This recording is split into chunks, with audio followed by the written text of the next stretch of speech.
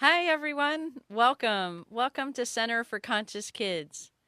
I'm Ashey Lee, and I'm live here in the Specially Produce Network in San Diego, California. I'm here live on Messenger all the way from the UK. Dr. Joe Delaney. Welcome, Dr. Joe. We're so excited Thanks you're very here. much. Yes, I'm really excited to be here. Been looking forward to this all day. All right. Well, I wanted to share with everyone a little bit of your background, and you're welcome to share some more. You have such an extensive background. You've been a consultant and a principal lecturer at the Integrative Medicine with is it Wirral? Wirral. Wirral, thank you. Yes. Metropolitan College and associate lecturer in the evolutionary psychology. Wow, that's a big one. And integrative health practice with Liverpool and Edge Hill universities. Wow, what does that mean, evolutionary psychology? It just basically means if you sit still long enough, you'll get a prompt to do something to improve yourself, really. That's for So it's sure. that, yeah, it's just a sense that there's a drive in all human beings to improve themselves and better themselves, in the Right. direction of how they feel motivated from within. So basically, the talk tonight will be about how can we reconnect with that and feel the full force of it, really. Absolutely, that authentic mindfulness and really come into that idea. And so it's a great start to talk about the concepts of evolutionary psychology. I wonder if they'll start that in the US because I think that's an amazing concept of our evolving psychology, our evolving mindfulness, our evolving thoughts and beliefs and understandings about how life is or isn't and how we'd like to create it. And I think that's absolutely amazing. And you discuss further that you've had nearly 40 years of research, that you've researched deeply into the art and science of human health and well being, focusing particularly on the enhancement of human potential. Would you share with us just a little bit about what that means? How did you focus on the enhancement of human potential? Because that subject is really broad. It is really, and a lot of the information that I've found out about stuff is based on my personal lived experience. For many, many years, I suffered the consequences of stress, anxiety, panic attacks, fear, depression, and all those sorts of things. And then I tried various sort of medical routes to try and overcome these things, which had temporary success. But over time, I sort of got worse and worse. And I was very, very ill for a long time. I took to alcohol and smoking and all sorts of various things to try and alleviate the inner tension that I had. And at the end, I became so depressed and so just so fed up with life. Really, it all became very pointless. So I didn't know I was going to share this, but here comes the story. In the end, after years and years of suffering and emotional turmoil, I tried to end my own life. And it doesn't sound like a very happy note, but thank goodness it was unsuccessful.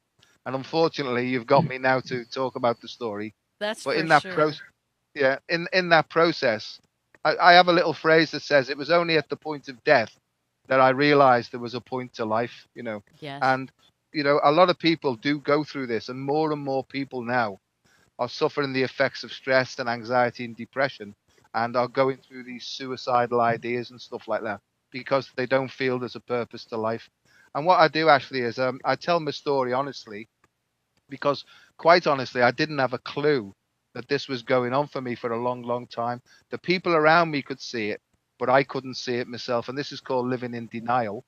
But Yeah. my thing is that I was so disconnected from my body and my feelings and who I really was that I didn't have a clue.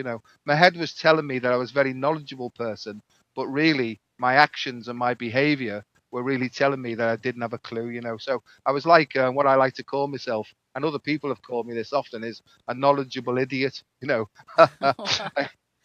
I had loads of information about stuff that was important, but about myself, I'd Yeah. just lost my way really. So Yeah.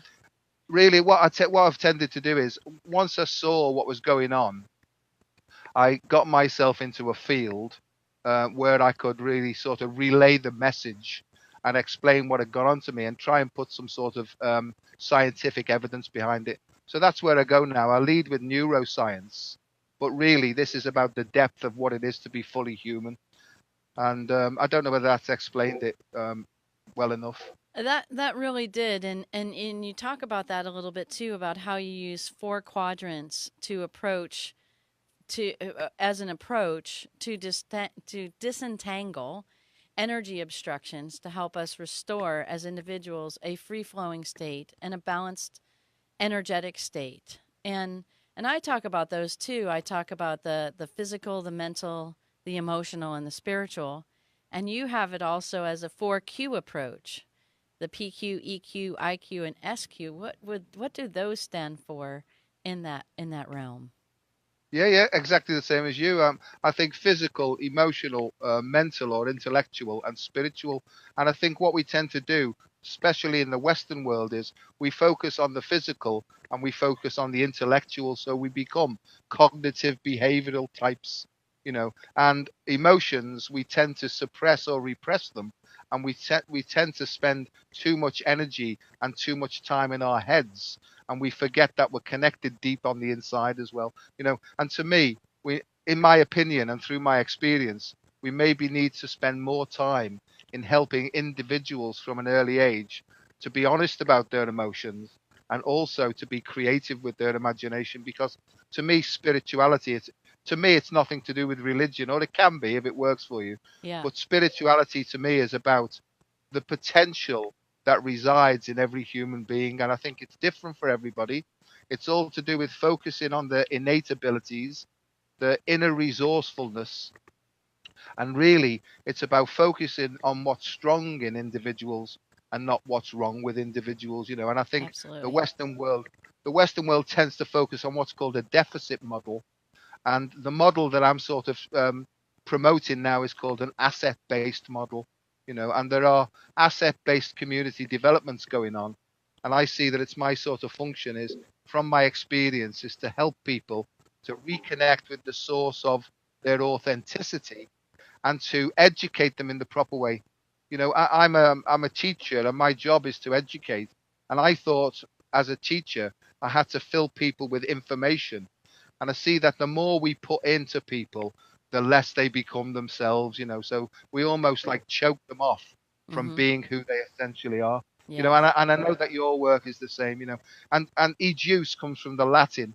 Can you tell now I'm a teacher? I'm giving a lecture here now. It It's means to perfect. draw out of, Right. or to lead out of. And I think the real job of a teacher is to de-obstruct and to facilitate an environment where individuals can express who they really are and not what everybody else thinks that they should be. And Absolutely. that was basically the problem with my own life, is that I was leading everybody else's life because I'm a good person. I wanted to please people. But I was following other people's instructions on how life should be. And I never really had the opportunity to turn my eyes inwards and really find out who I was, what were my strengths, and what did I really enjoy in life. And I think that's the main problem. So part of my job really is to help to redevelop new curriculums where people start off with a different idea of what it is. And to me, that's the language of the heart. You know, it's I, to I, focus on an open heart first, and then allow the head to come into an open heart. Absolutely. And I was thinking about that this morning, driving into the podcasting booth here in San Diego, and it was amazing to think about the concepts of a people pleasing, like you had said, and then I further, sitting in my seat in the car, had the intuitive insight and understanding about the concept of altruism. And I really wanted to share that as the idea of moving into, and you said, developing our assets. And I call it, I don't know, here in the U.S., I think it's so amazing how we have these different word uses, and they're awesome to use.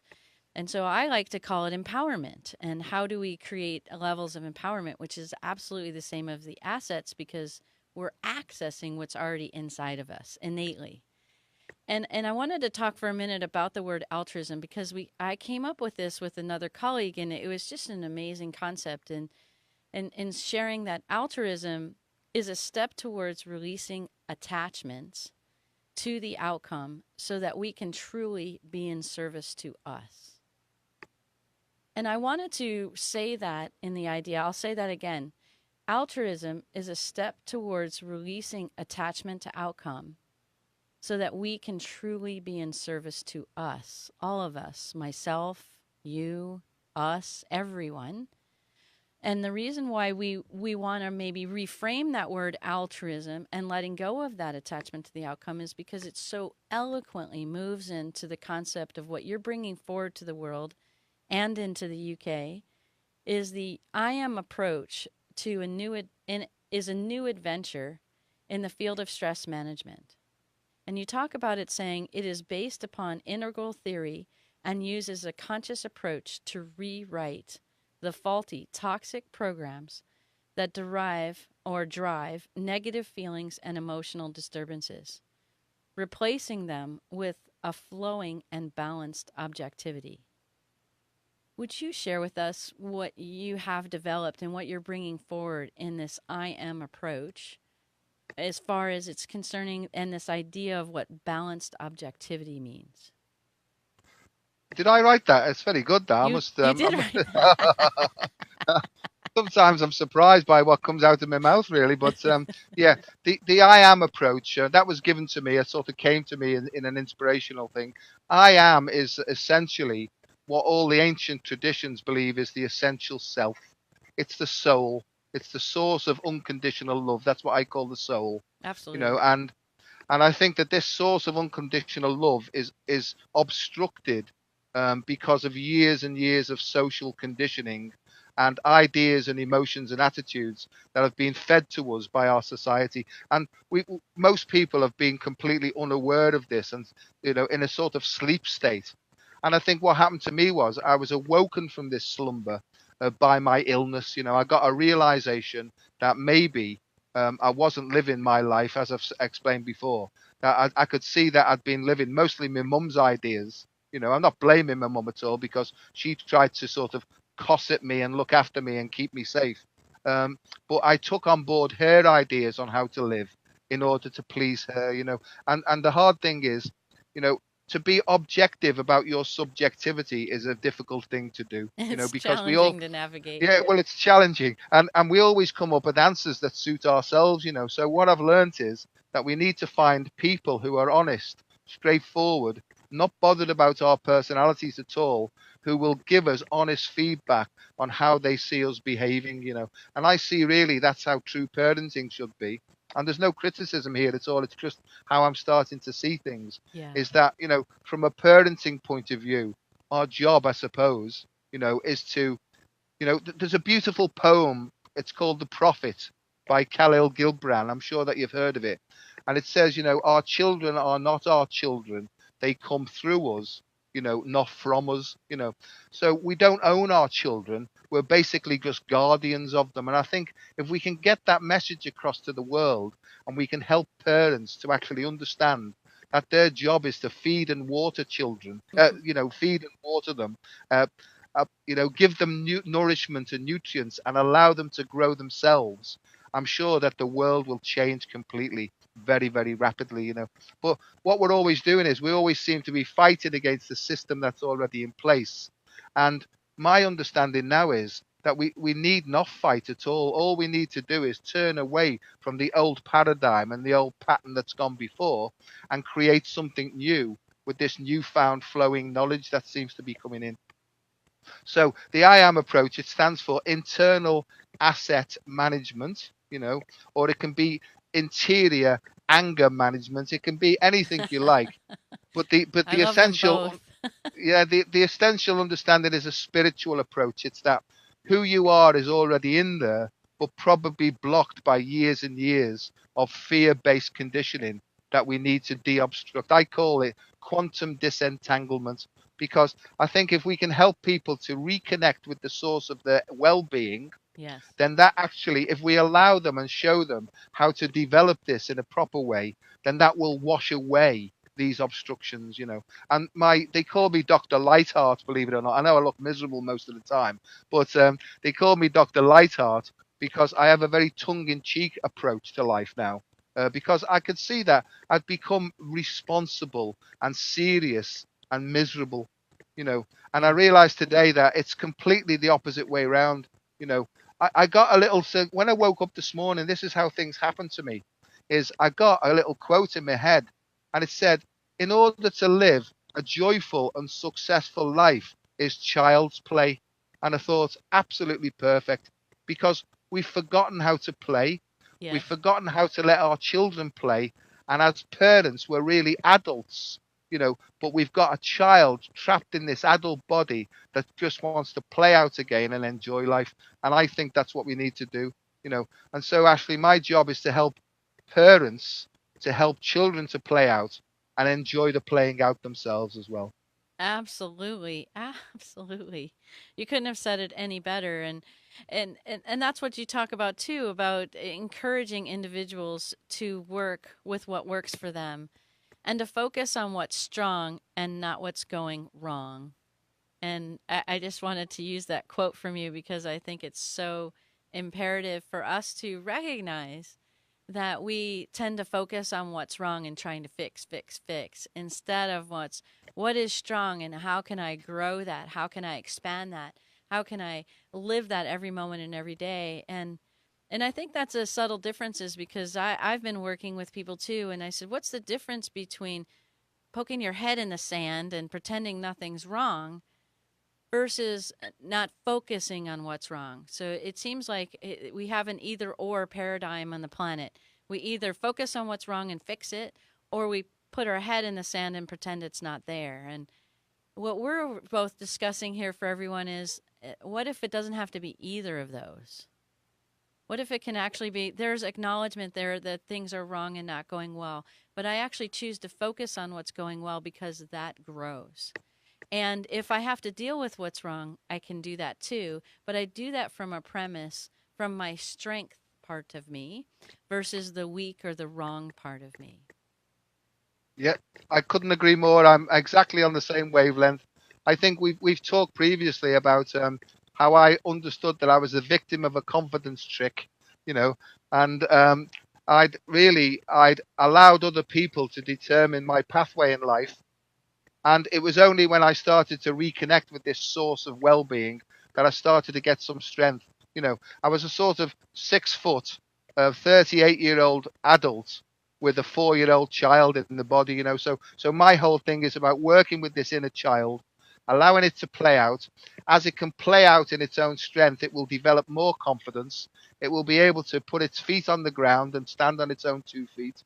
You know, I think another thing that we've discussed before is that, you know, I see that helping children to be in nature much more often now develops their own inner nature as well, you know. So if we can sort of disengage from the electronic world for some time and allow kids to play out in nature, being cautious but allowing them to find their own feet, maybe take a few knocks and bumps just to try and, you know, ground them basically. So my thing again is about helping people to be heart centered but with their feet fully planted on the earth.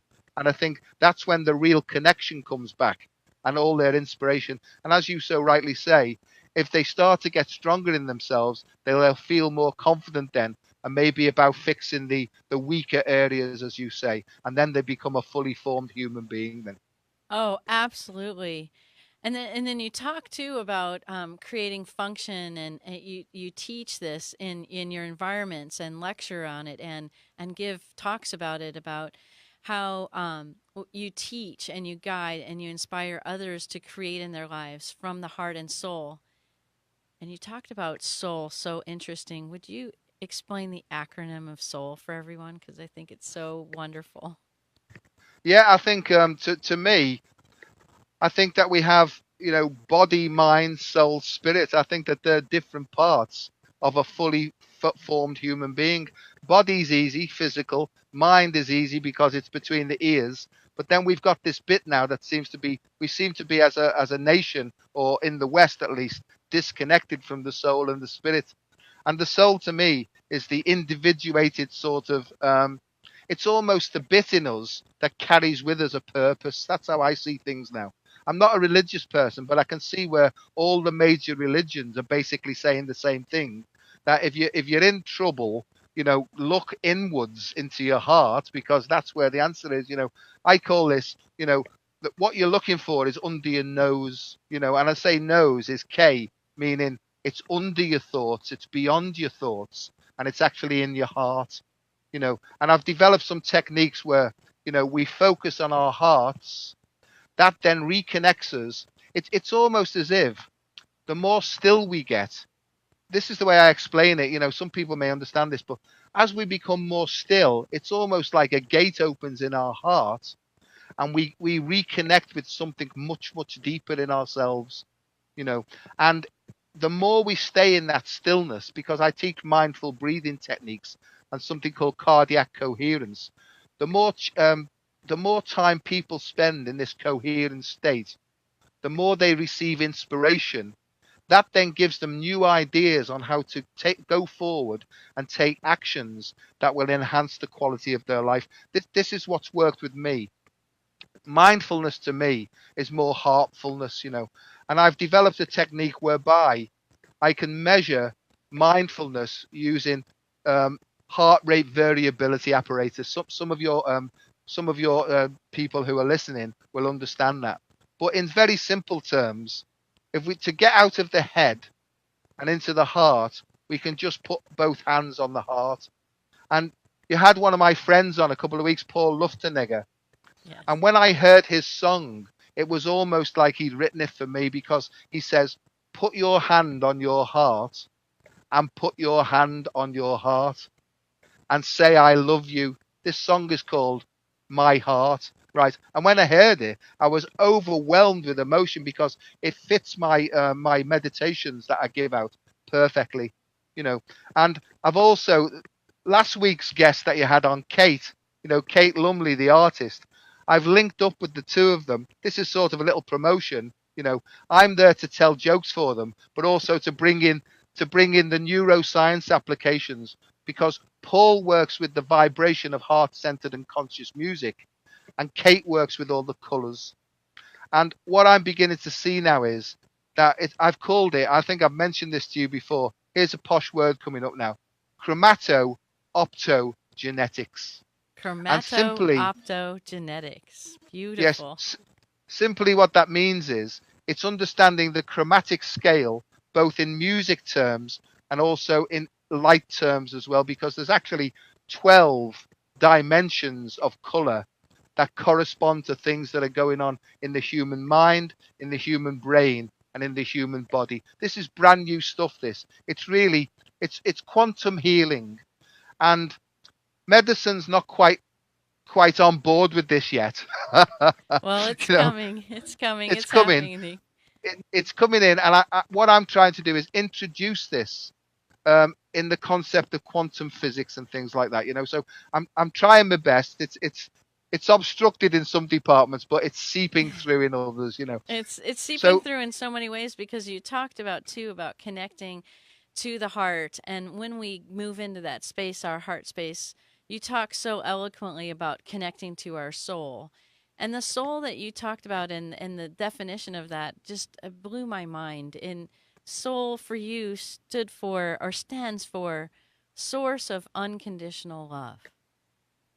And if that isn't more true, I don't know what is, because it really is. It is the source of your unconditional love. That means the absence of judgments, the absence of even the need for forgiveness, because that's that space. Some of us call it the God space, some of us call it still point or the 0 point, but it's the place or the space inside of ourselves, our physical beings, inside of our hearts and our whole body, is the source of unconditional love. And we, many times in our busy society, have forgotten how to tap into that. And that's what you're talking about in this concept called authentic mindfulness. yeah, and the I am approach is basically about that. That when we reconnect with the source of unconditional love, we're presented really with the areas where we need to take action. And I think I've called the I am approach, and there's another big term coming up here. It's a deliberately developmental, mindfulness based stress re-education program. Now that sounds a lot, but in the end, it's really just reconnecting to the heart and allowing our intuition to guide us rather than anything external. It doesn't mean that we don't listen to external information, but when I hear anybody talk now, when I read anything, I allow all the information to go and sit in my heart. And I just say to my heart, and I might be on my way back to the psychiatric department here, No. but I say to my heart intelligence, I'm not clear what you're trying to show me here. So do us a favor, because this is the connection I have with my heart. Do me a favor. Will you give this to me as clearly as possible? And for the last 26 years of my life, I've just surrendered. In the morning, before I open my eyes, I open my heart and I tap on my heart and I just say to my heart, what's on the cards today, heart? And I just wait. I wait for a little sort of feeling of we're with you or I'm with you, right? Yes. Pay attention, and it's really about taking notice because so many people are disconnected from their heart, they're disconnected from their body, they're disconnected from their feelings. So it's really about reconnecting mind and body, soul and spirit. So all those components work in a coherent whole. I call it wholesome, wholehearted, whole person health. Because even nutrition actually comes into this, If Yes. we're eating clean food, having clean thoughts as far as possible, I fail with that one all the time, but I do my best. Um, you know, just being aware really of how we're thinking, how we're acting, what we're eating, basically becoming self-aware. And I think that we've lost that. And I sort of, through my experience and through my so-called expertise, I'm trying to help people to reconnect rapidly with who they are and not what they've been pretending to be.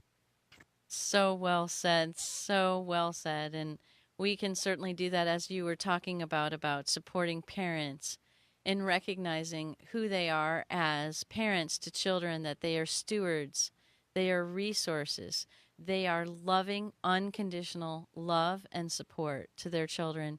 And through that, the children can flourish, grow, and grow constantly in a day to day basis, all the way through to their adulthood and through their adulthood, staying connected to their heart. And in that, Absolutely, absolutely. Sorry. yeah, no, in that process, we would call that authentic mindfulness, that idea of that we're aware or we're conscious of how we're being to ourselves and each other. Yeah, and as you sow, so shall you reap. I've heard that said somewhere along. What Yes. you give out, you get back. I fully and utterly accept that now, that we are responsible, whether we like it or not, for what's going out consciously, but more than anything, what's going out unconsciously. And people sometimes can't understand why life seems so difficult. And that's because four-fifths, to use a number, uh, the stuff going on below the surface of our consciousness that's actually giving out information and we're receiving it back. So unless we become conscious of that, then we can't really go forward in a very in the correct way, if you like. Can I just mention that you mentioned altruism, and to me, in evolutionary psychology terms, it's well known that once we start to realize that there's something more outside of ourselves and that other people exist, there's a stage we go through, and I think this is where the Western world is stuck. It's called reciprocal altruism. And what that means is I'll scratch your back and you scratch mine.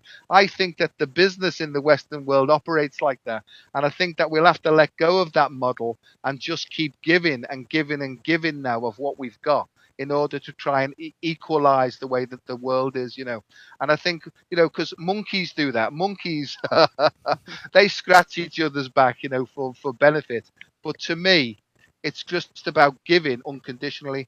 And the other thing I'd like to mention is I've also realized that unconditional love, like children, doesn't come from us, it flows through us. And that's something that really helped me to become free. Is that really, as you open your heart, it's not you that generates the love, The love's already there, just waiting to express itself. And Correct. once I saw that, I realized then that I don't need to generate love and fire it at somebody, and if they don't reciprocate, get hurt by it, because the love's coming through me. It's not coming from me. And that's when I learned about the difference between human love, which is basically all about attachment to things, and divine love, which is about non-attachment to things. So you sort of live and learn, really. Oh, so well said. And I think as the love flows through us, what is so fascinating too in the way that we can reframe this idea of altruism is that as the love flows through us, we also are open to unconditional receiving. I think that we many times create conditions to receiving. I'll only receive if you do it this way, or I'll only receive it if I believe in what you have to give is good for me to have, right? So I Yeah. think I think that's where we get somewhat confused too, and when we move into this idea that when we are all love and flows through us all, then the giving and the receiving and the concept of that then becomes more supportive for everyone involved versus just the giver or the receiver. What if it's all happening simultaneously? Totally, I see that. When you speak like this, I see the infinity symbol. You know, it's being is not an object; it's a process. And I think Yes. it's a dynamic process. And I see that human beings are really verbs rather than objects and nouns. So, you know, Very well and said.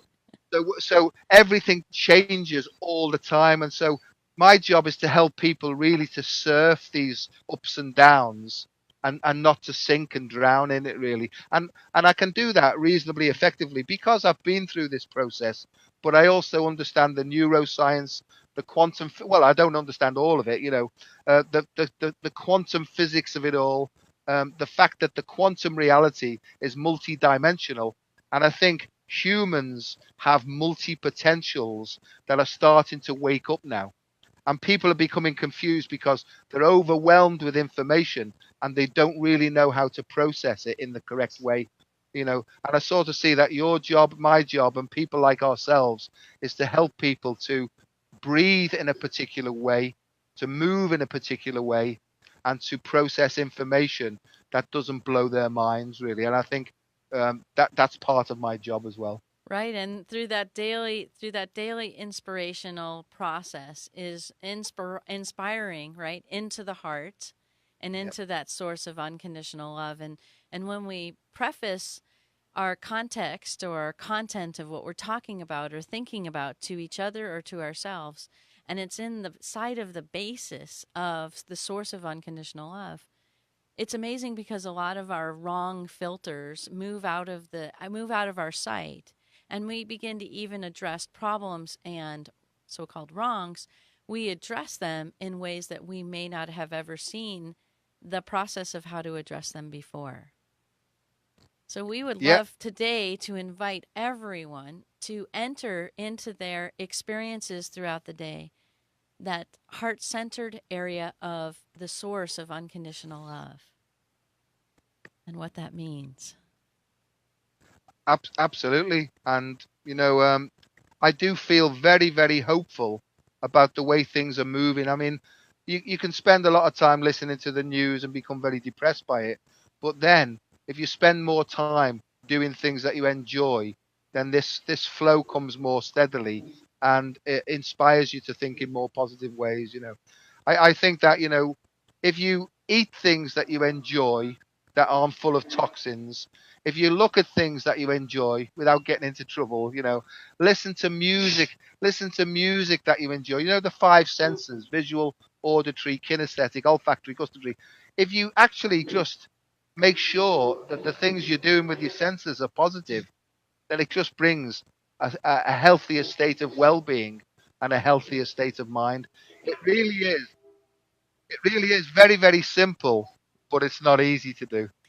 Yes, and that's that authentic mindfulness. And I just wanted to say thank you so very much for sharing with us today about these concepts and what you're bringing forward in the United Kingdom and to the world. And I'm so honored and appreciative that you're here supporting our evolution and our process of connecting to our whole being, whole wellness.